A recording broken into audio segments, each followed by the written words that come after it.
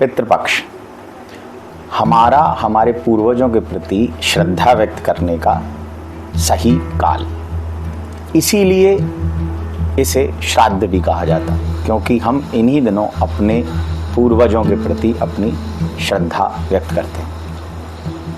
हम सभी ये चाहते हैं कि हम अपने पूर्वजों के प्रति वो सब कार्य करें जिससे कि वो प्रसन्न हो, वो मुक्त हों, उनको शांति मिले और वो हम पे अपना आशीर्वाद बनाए रखें। आप अपने पितरों को कितना तृप्त करना चाहते हैं, आधा या पूरा?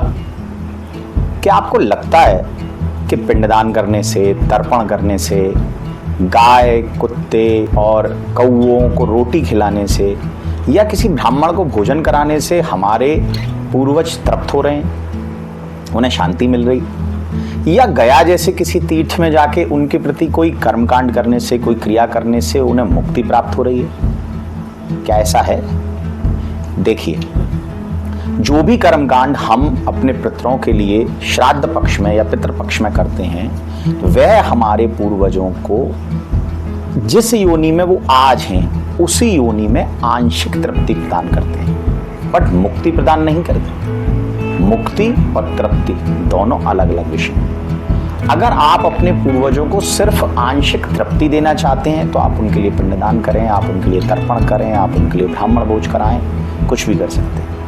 पर अगर आप ये चाहते हैं कि आपके पितृ जिस भी प्रेत योनि में अटके हुए हैं, जिससे उन्हें कष्ट अनुभव हो रहा है, जिससे वो आपसे कुछ उम्मीद बनाए हुए हैं, उसके लिए आपको उनकी मुक्ति का उपाय करना चाहिए। और मुक्ति केवल और केवल हरि नाम से ही संभव है।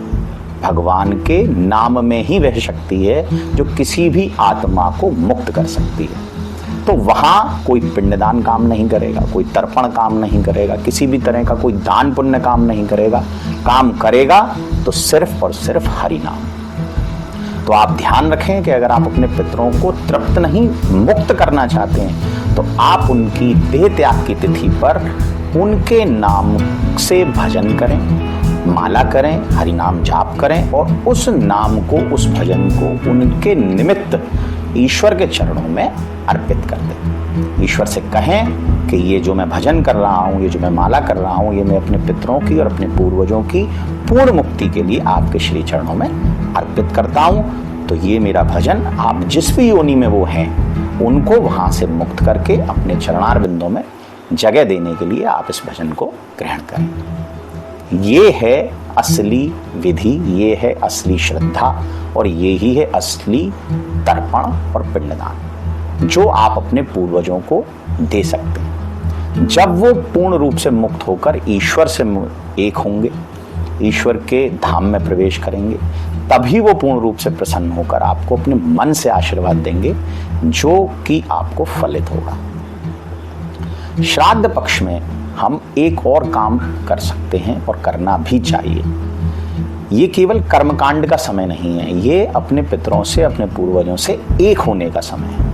इसके लिए आप मेडिटेशन कर सकते हैं, उनसे कनेक्शन बना सकते हैं, उनसे मैसेज ले सकते हैं कि वो आपको क्या गाइडेंस देना चाहते हैं। ध्यान रखिए, हमारे पितृ हमें गाइडेंस देते हैं। पितृ पुत्र यश और धन के दाता होते हैं। हमें उनके प्रति ग्रेटिट्यूड शो करना चाहिए, उन्हें धन्यवाद देना चाहिए कि जो देह मिली है, जो शरीर मिला है, जो डीएनए है, जो जीन्स है, जिस तरह से हम चलते हैं, बोलते हैं, खाते हैं, पीते हैं, जो हमारी एग्जिस्टेंस है, ये सभी हमारे पूर्वजों की वजह से।